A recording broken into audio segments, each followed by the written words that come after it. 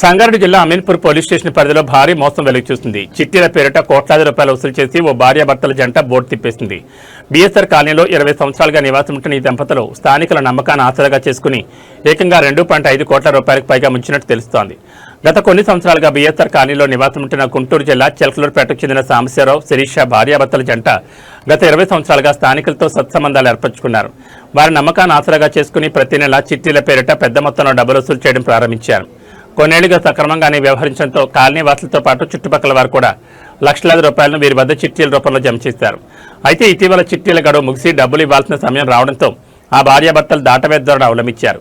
ఈ క్రమంలోనే ఒక్కసారిగా ఎవరికీ తెలియకుండా సొంత ఇల్లు నమ్మి ఇళ్లు ఖాళీ చేసి ఫోన్లు స్విచ్ ఆఫ్ చేసుకుని రాత్రికి రాత్రే పరారయ్యారు. బాధితులు ఇళ్లకు వికెట్ చేసి చూడగా మోసపోయామని గ్రహించారు. తాము దాచుకున్న కష్టార్జితం మొత్తం 2.5 కోట్ల రూపాయలకు పైగా ఉండడంతో బాధితులు తీవ్ర ఆందోళన చెందుతున్నారు. దాదాపు 20 మందికి పైగా బాధితులంతా కలిసి అమీన్పూర్ పోలీస్ స్టేషన్లో ఫిర్యాదు చేశారు. కేసు నమోదు చేసుకున్న పోలీసులు దర్యాప్తును వేగవంతం చేశారు. పరారీలో ఉన్న భార్యాభర్తల కోసం ప్రత్యేక బృందాలతో గాలింపు చర్యలు చేపట్టినట్లు సీఐ ప్రవీణ్ రెడ్డి తెలిపారు.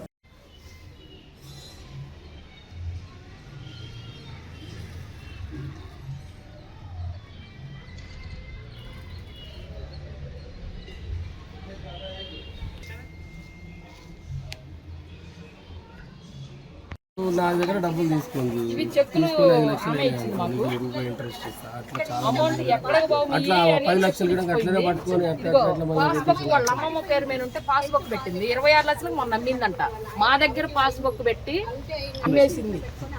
ఇవి నోట్లు ఎందుకంటే మాకు నమ్మకం కోసం వాళ్ళ కొడుకు లండన్ నుంచి వచ్చి రాసిచ్చిపోయాడు. లండన్లో ఉంటాడు. 12వ నెలలో మాకు రాసిచ్చి వెళ్ళాడు ఆ అబ్బాయి. మొత్తము 18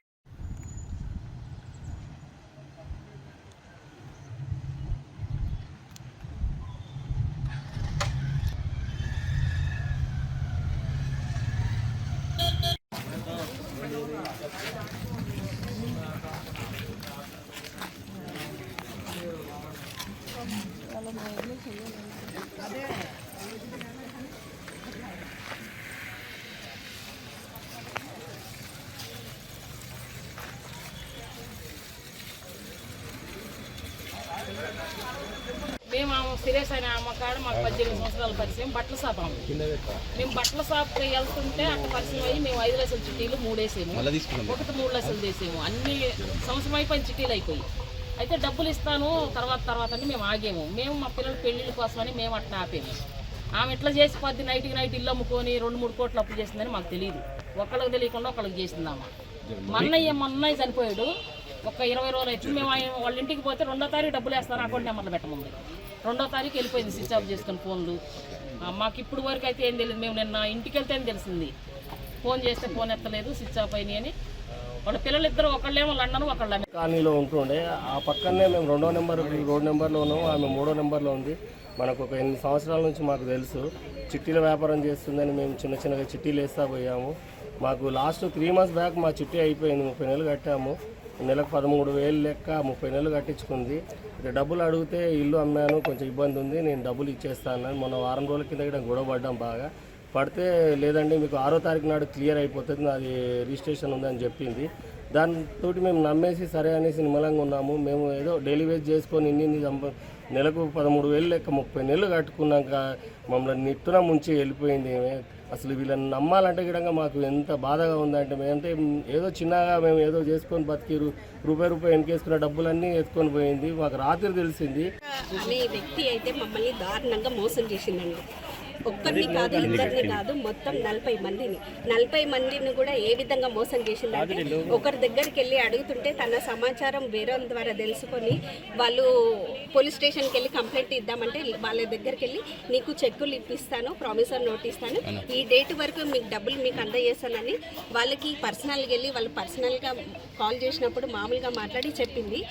ఈరోజు నిన్న నైటు సాటర్డే రోజు నైటు వెళ్ళిపోయింది. తను 10:30 వరకు ఉందంట. సండే మార్నింగ్ మేము వెళ్ళి చూస్తే అక్కడ లేరని తెలిసింది.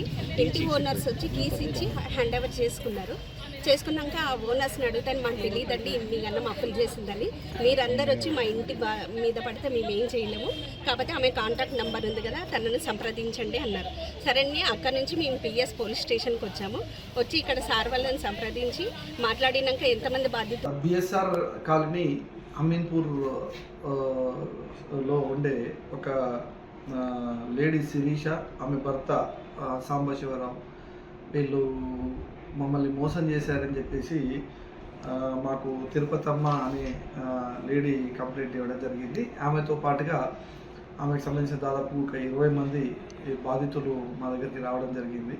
వాళ్ళందరూ కూడా ఈ శిరీష దగ్గర గత 20 సంవత్సరాల నుంచి ఆమె చెప్పిన మాటలు నమ్మి చిట్టీలు వేయడము, అమౌంట్ ఆమెనే తీసుకొని ఆమెనే వాడుకోవడము, వాటికి మితి ఇస్తా అని చెప్పి ఇవ్వకపోవడము, ఇవి అన్ని కారణాల వల్ల దాదాపుగా బాధితులు 20 మంది మా దగ్గరకు వచ్చి కంప్లైంట్ ఇవ్వడం జరిగింది.